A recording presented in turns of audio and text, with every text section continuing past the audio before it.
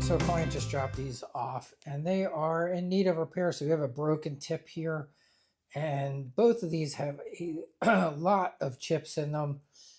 They definitely need some work. But let's talk about this broken tip here. I just want to give you like some options, because I know a lot of you have a lot of different machines and how you can go about correcting this. So one of my absolute favorite for me, if I want to correct a broken tip, would be this right here, which is a low speed grinder with a CBN wheel on it. And I'll just show you this real quickly.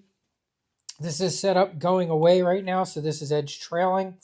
But one of the things I like about this is you can use the side of the wheel, which is really great for tip repairs because it gives you a nice flat grind. And you could also use the top. This is 180, this is 350, but I'm not going to do the whole thing on here because I'm going to show you a couple different options. So we're just going to start here first with the CBN wheel on a low speed grinder. Probably the best, one of the best options for a repair. So I could come to the side.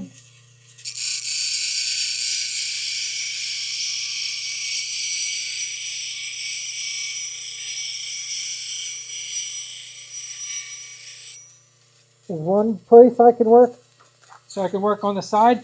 I can work on the top of the wheel too. It's a little harder to get the angle you want because keep in mind it's going to be kind of a convex.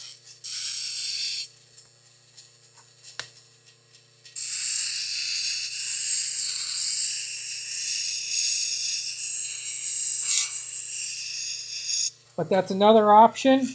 And then if I did the full repair, I would probably do some on the 350 wheel too, just to smooth it out.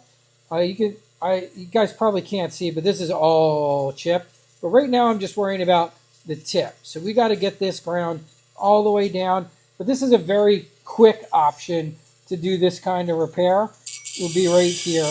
And I would just keep working this spine side down till I get the angle and profile that I like.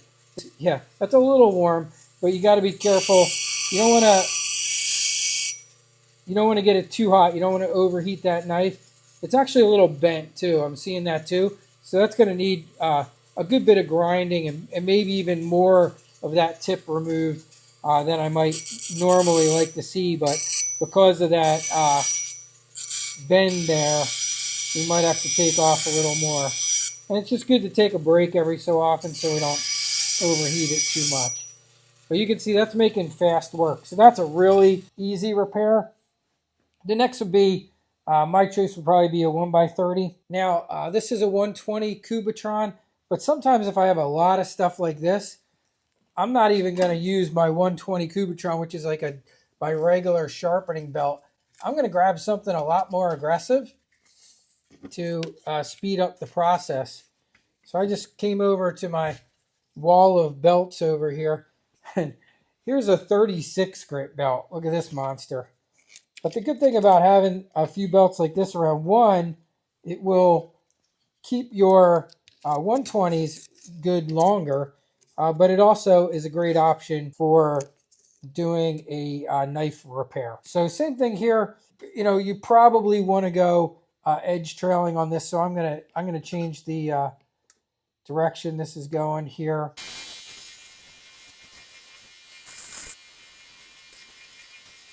There's an option for you.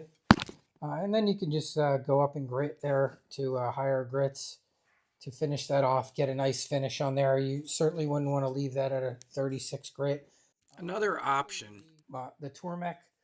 I would go with a very aggressive stone. I have, this is a 200 CBN, and this would be an option too. Now this, I probably would go, wouldn't really matter the direction, because it's a lot of material that needs to come off of there. And you can do it this way. It's just gonna, at 90 RPMs, it's gonna take longer. And then when you start getting close to the tip, you're gonna want to be edge trailing. But you can see we're getting there. We're slowly keeping that knife's profile and restoring that tip. I Also keep in mind on the low speed grinder and on the belt sander, not bad to have some water around that you can dip in if you feel that the knife's starting to get too hot. Not really a concern on the Tormek at 90 RPMs. I can continually stay on here, and it's just slightly warm. Yeah, not even like an ouch on the fingers.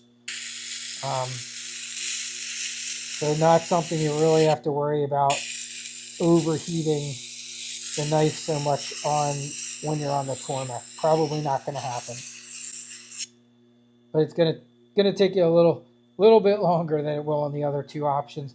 I just wanted to show you those. And then let's say all you have is like a TS Prof. You can still do it. What I would do is I would take one of my most aggressive stones and I would lay it flat. Here's a 150. Okay, 150.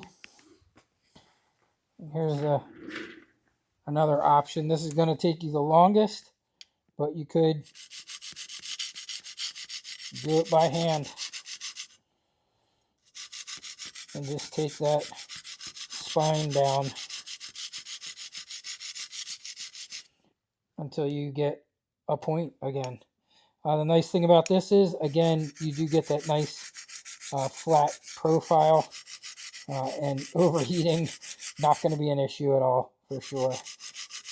Time-wise, though, very time-consuming. So you will find out that the investment in a inexpensive 1x30 is well worth saving the amount of time of having to do anything by hand.